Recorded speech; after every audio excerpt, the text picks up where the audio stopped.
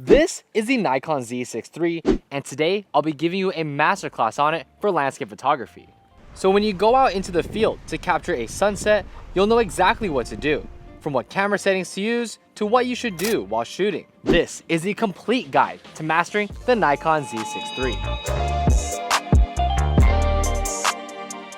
And the first part we'll start with is the custom controls. To access this part of the camera, we'll press the menu button at the bottom right corner and go down to the custom settings menu. From there, we'll go to section F and find the custom controls shooting and go to function 1. For this setting, I usually have it set to reset.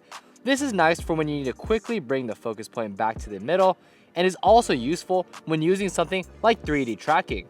Next is the function 2 button, which I set to focus mode / AF area mode. And this setting will allow you to switch between the different focus modes by turning the back dial and changing the AF area mode when changing the front dial.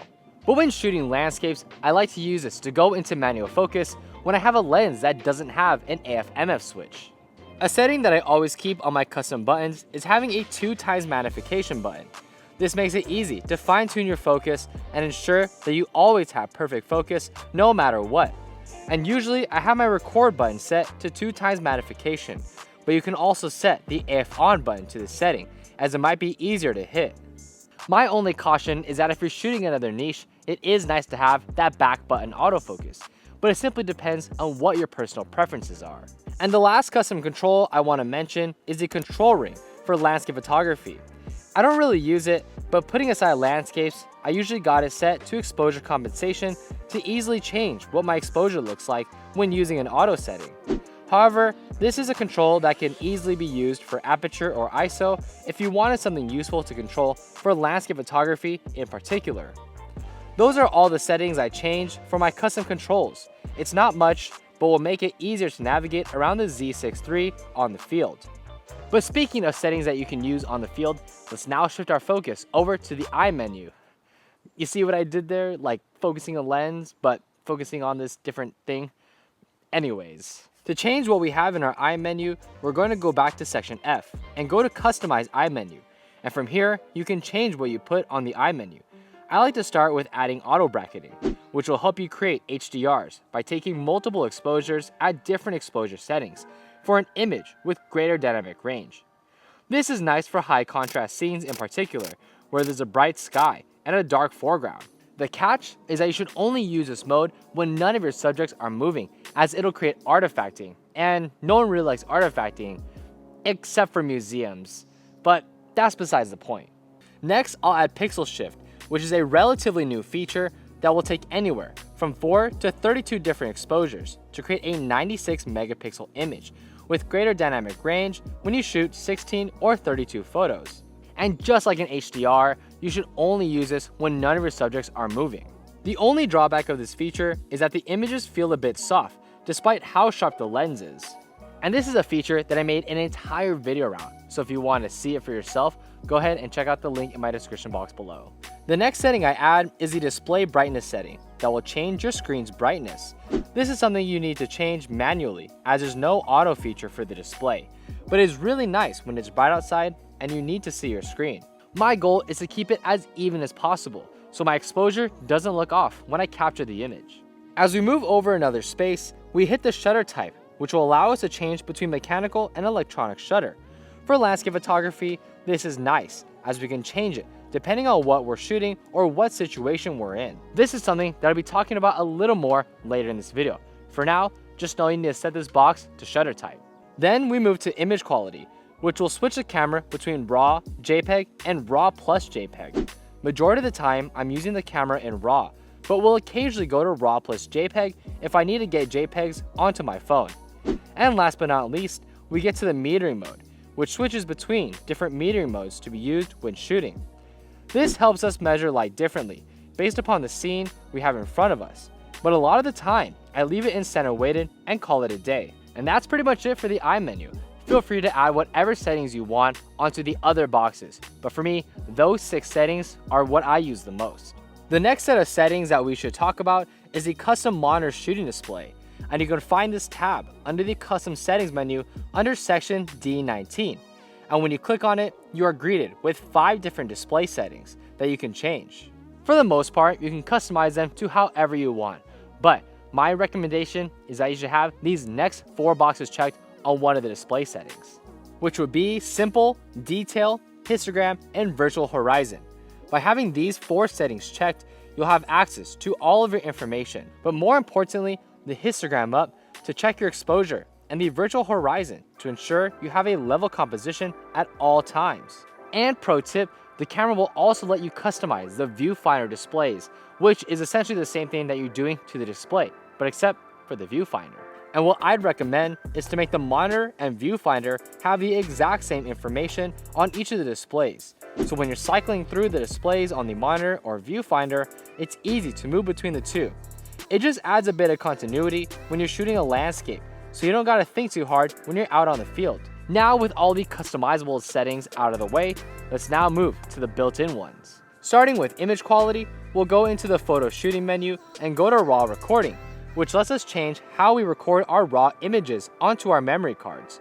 For landscape photography, high efficiency star will get us the best results with as efficient of a file as possible, and is what I would use whenever I capture photos. And also, if this hasn't been hinted at already, I would highly recommend shooting in RAW to get the best dynamic range possible when shooting in a high contrast scene.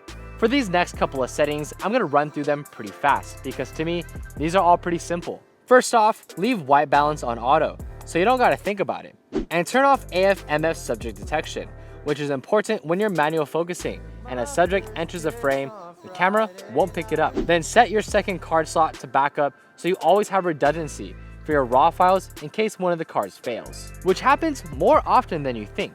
Next setting to change is to set your focus ring rotation range under F10 in the custom controls. What this will do is determine by how much you need to turn your focus ring to go from minimum focusing distance to infinity, which is super helpful when manual focusing, as it's simply more accurate compared to a non-linear focus method, which relies on how fast or slow you turn your focusing ring to determine where the focusing distance will be. I usually leave mine at 150 degrees and call it a day. Also, this will only work with certain lenses, like the 28-400. Last but not least is to turn on the extended shutter speed, which you can find in the shooting/display at D7. This will allow you to capture exposures up to 15 minutes. It's especially nice when you're working with 10-stop ND filters when it's dark outside. Ooh, that was a lot of settings to change, but what I'm going to go ahead and do is add chapters to this video so you can always come back and change a lot of those settings later on your own time.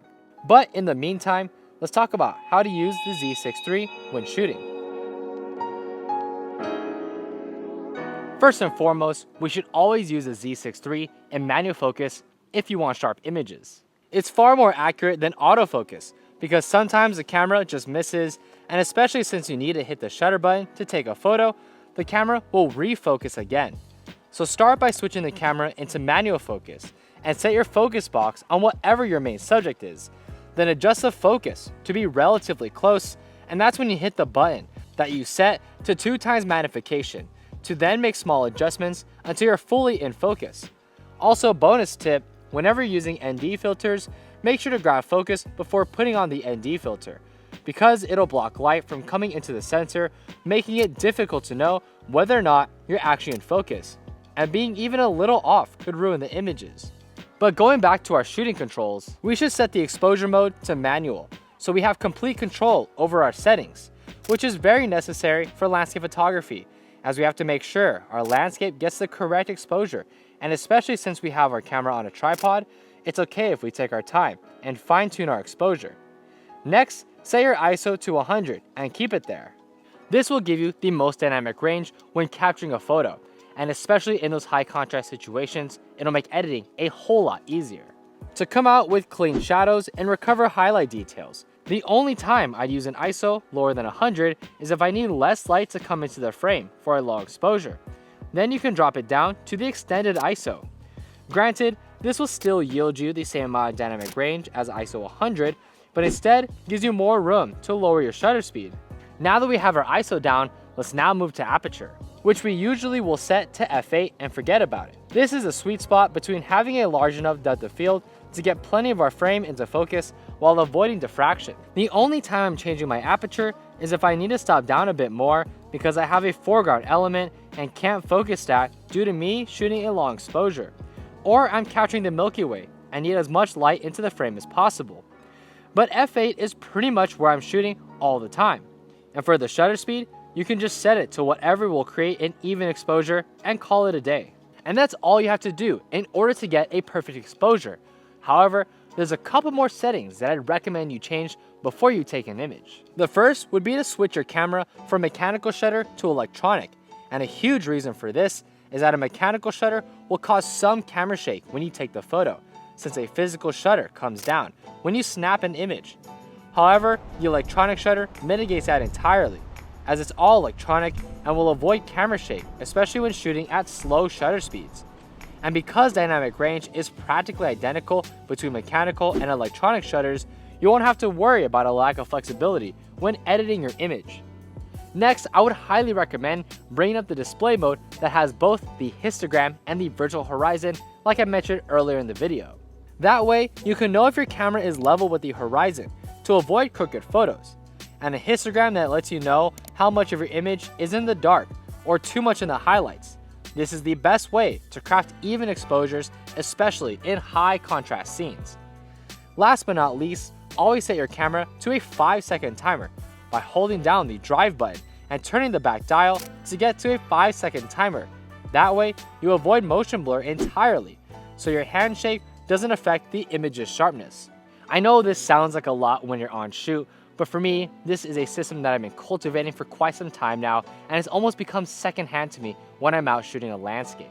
This process took me a while to build up, but now that you have it, you can take it out with you when you go out to capture landscapes to come out with better images. And that's pretty much it for the Nikon Z6 III Masterclass. If there's anything that I missed, feel free to let me know down in the comment section down below. And if you want to check out my extra content, feel free to hit the join icon below this video to join my membership program. But thank you for experiencing the world with me today, and I'll catch you guys in the next one.